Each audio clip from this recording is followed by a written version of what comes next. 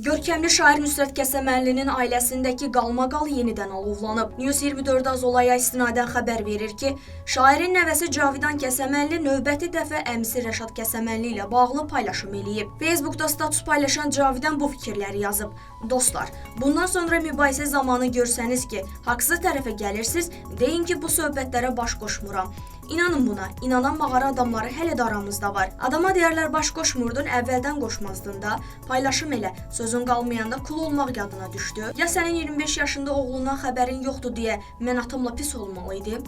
Burax bu məzlum ədəbiyyatını, indiyə qədər çox şey danışmaqdansa elə məhz çölə çıxmasın deyə danışmadıq. Yoxsa etdiyin səhvlər, dediyin yalanlar sübuta çıxar deyə alınmadı. Bundan sonra bil ki, kimə söz atırsan, nə mətbuata, nə özümə deyiləcək sözün yox. Çünki axırını bilirsən. Açıb ağartmayaq, eybi yox, mən pis görünüm. Onsuz kimin vicdanı nə keyfiyyətdədirsə elə başa düşür. Məndən uzaq.